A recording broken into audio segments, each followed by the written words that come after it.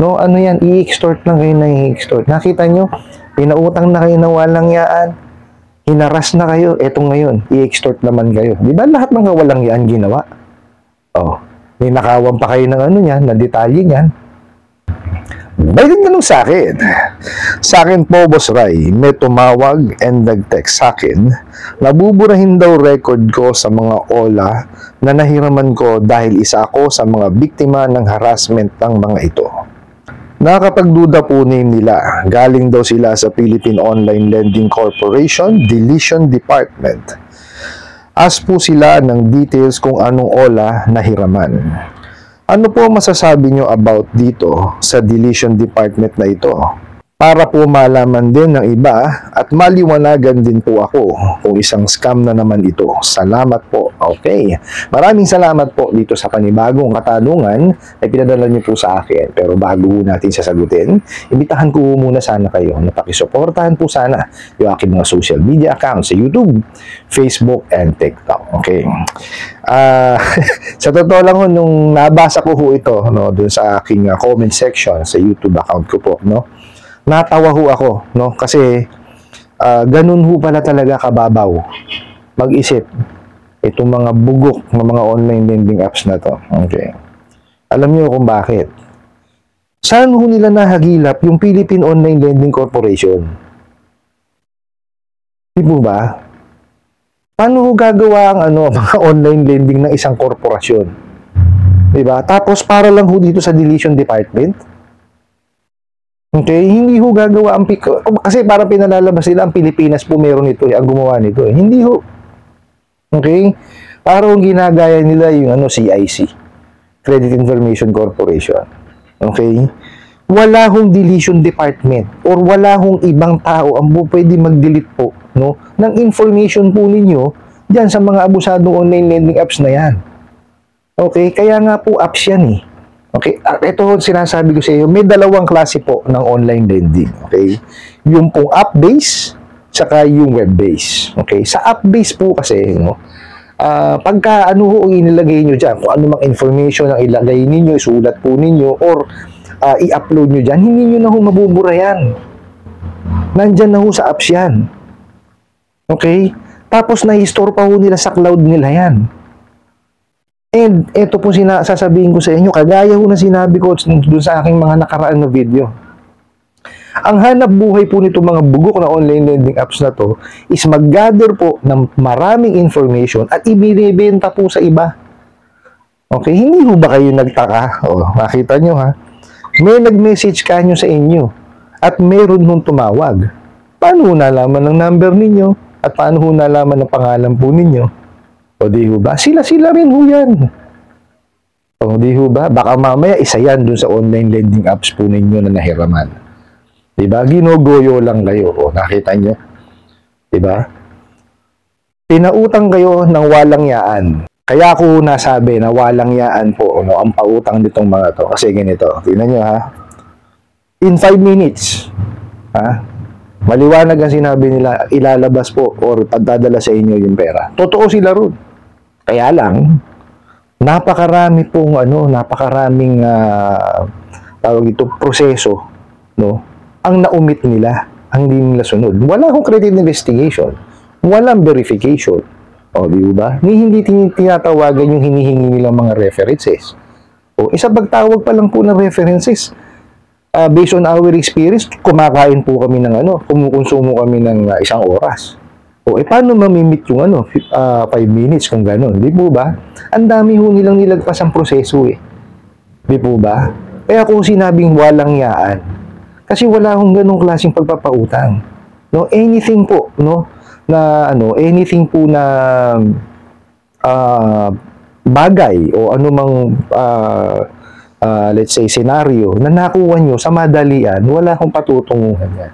Kagaya ho na sinasabi ko sa inyo, wala pong instant. Maski ho pagtitimla ng kape, abay magpapakulo muna kayo ng tubig bago kayo inom ng instant coffee. O ibig sabihin, gumawa pa rin kayo ng effort. Dito sa mga online lending apps na to, wala. O di ho ba? Sus Mariosep na yan.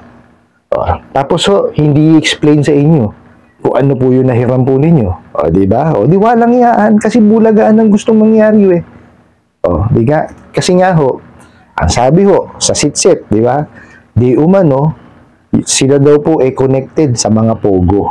O, ayan. O, di ibig sabihin ho di umano, sila ay money laundering lang. Okay? Paano ngayon sila? O, ayan, di ba? Ang mga pogo, wala na. Di ba? Ano na ngayon? Bukod sa inimbestigahan, ayan na, napasara na sila. O, saan ngayon silang kukuha ng pondo ngayon? Di ba? Kaya ho, ganyan na ngayon, lalo ho sila mawawalang niya. Pupusta ho ako sa inyo. Ganyan lang ho ang gagawin niyang mga yan. No? Balik ho tayo dun sa topic natin. Dun ho sa tanong ninyo. Wala hong deletion. No? Wala hong sino man ang po pwede hong mag-delete yan. Okay? Kasi nga ho, nasa cloud na ho nila yan. Yan ho ang hanap buhay ng mga bugok na yan. Yung kumuha po ng information. No? Kukunin po yung information po ninyo. No? Tapos po, ibibenta sa iba. Okay? Hindi nyo ba napansin after nung pandemic, ang dami ho nagtatatawag sa atin? O, di ho ba? Kasi yan, nung panahon ng pandemic, bago tayo pumasok sa isang establishment, isusulat ho natin sa papel yung ating mga information. O, di ho ba? O, so yun, nagamit ho yun. No? Kasi di umano raw na ibebenta yun. Talaga naman. O, kasi, bakit hindi sasabihin na gano'n? O, ako lang ho napakaraming beses ko ho naka-receive ng tawag. Ang dami yung offer. May offer sa, ang tawag dito, sasakyan, motorsiklo, utang. Napakarami ho. Butin lang di ho ko pala patulsingin yan O, di ho ba? Wag niyo hong dun sa mga nanonood, no? There's no such thing ho as deletion. Sila rin ho ang dyan, sila rin ho yung, yung mga nahiraman niyo po. Sila rin lang po yan. No? Niloloko lang kayo. Kumbaga, yan extortion yan totoo yan. Hindi nyo alam, ini-extort na kayo. Diba? Kagaya ho nung nakaraang video ko, ito, base ho to dun sasabihin, 2,000 daw. O, pagkatapos ng 2,000, nakapagbigay na kayo, may additional pa yan, nanghihingi na naman doon na 4,000. Tinawaran pa nga, naging 3 lang O, nung maibigay na naman, meron na naman ng per ola naman. Di ba? Yan, dire-diretso na yan. No, yan, i-extort lang kayo na i-extort. Nakita nyo, pinautang na kayo na walang yaan, hinaras na kayo, eto ngayon, i-extort naman kayo. Di ba lahat ng walang yaan ginawa? Ninakawan pa kayo ng yan, na detalye niyan. Di ba? Kaya ako, ang lagi kong ipapayo sa inyo, kung may nautang na po kayo, pag ipunan, bayaran. Wag ho kayo magpaparsal, bayaran nyo po ng buo. Ipunin nyo, tsaka nyo bayaran ng buo. Itabi nyo po yung pong inyong proof of payment. Okay? Tapos linisin nyo yung telepono nyo, nyo siya, i-reset nyo siya sa factory reset nyo. Tapos, palit kayo ng SIM card para manahimik na ho. Yung matahimik na po pala yung inyong buhay. Okay? Tapos, i-secure nyo yung inyong social media.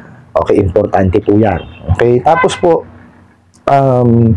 yung mga contacts nyo na ninakaw nila, definitely nanakaw po nila yan. Wala na ho tayong magagawa ron Nasa database na nila yon. Okay? Gawin nyo na lang po, tawagan nyo na lang sila or i-message na manghingi kayo ng paumanhin na pati sila kanyo inadamay. Hindi nyo naman ho kanyo tawag dito, alam na ganun pala sila magtrabaho. Talaga na kailangan lang ho kanyo kayo, no? Kasi nga, dahil nga sa agipitan, dahil sa panahon natin ngayon, talagang mahirap ang buhay Di ba? Tapos, sila itong nag-o-offer na within 5 minutes. Di ba? Yan ang mga style niya mga yan itatrap kayo. Yan. Natrap naman po tayo. Di ba? Pero kaya nga sabi ko sa inyo, pag nabayaran nyo na ho yan, huwag nyo na ho silang tangkilikin. Ang pinaka-importante po is, i-build nyo po yung inyong credit standing. Kasi po, pag na-build nyo yung credit standing nyo po, naku po, sabi ko sa inyo, samot-sari po na offer na yan. Hindi lang ho sa 1,000, 2,000, 3,000, 5,000 na utang. Malakihan ho yan. No, baka pinakamaliit nyo, 30, 50. Tsaka hindi nyo babayaran in 7 days. Pwede ho yan, 1 year, 2 years, 3 years, 4 years, hanggang 5 years pwede nyo yung hulugan. Kaya lang, siyempre, habang lumahaba yan, lumalaki ho yung halaga. Kasi siyempre, Base ho yan doon sa interest eh. So, interest times, i-multiply mo yan doon sa ano eh, sa term eh. So, yun ho yung babayaran. So, lumalaki ho yan. Okay? Lagi nyo hong tatandaan, no? Kasi marami rin ho ako napapansin, no? Na nagko-comment sa akin na bakit daw si ganitong bangko, ang laki-laki ng dinubo. Okay? Ganito po kasi yan. Yung tubo po nila, parehas lang naman eh. Okay? Let's say ho, 2%. Kung 2% po, minultiply mo po ng 12, maliit po lang ang halaga nun. Pero pag yan minultiply mo po ng 5 years, pagka 12 po kasi 1 year, di po ba? Pagka yan minultiply mo po ng 60 months yan, ay sus Mariosep, malaki ho yun. Di ho ba? Kasi the longer the term po, lalaki ho ang tubo po ninyo. Ganun po yan. No, wala naman ho na bago dun sa interest eh. Okay? Kung ang interest po ng bangko, let's say 1.5 or 1%, di ba? Kung 1% times 12, maliit lang talaga yun. Okay? Kung 1% or 1.5% times 36, malaki na ho yun. Okay? Doon ho lagi nakabase yun eh, sa term. So, the longer the term, sigurado, lalaki ho yung interest nun. Okay? Kasi tinatanong naman ho kayo no, kung ano yung kakayanan ninyo. Kasi ito sasabihin ko sa inyo nga, ibinabase po yan ng mga bangko, ng mga lending tsaka financing na legitimate, dun po sa kakayanan po ninyo magbayad. Itong mga bugok na ola na to, saan po binabase? Di ho ba? Kasi dahil nga walang credit investigation. Paano nila malalaman kung may hanap buhay, kung may negosyo, o kung ano pinagkakakitaan, anong nanghihiram sa kanila? Wala. Estudyante nga po nakakahiram. Wala hong hanap buhay nakakahiram. Di po ba? Instead ho na tumulong sila, lalo ho silang na memerwisyo eh. Di po ba? Yan ho ang mahirap. Kaya ho marami ho ang natatrap dyan sa na yan, sa online lending apps na yan.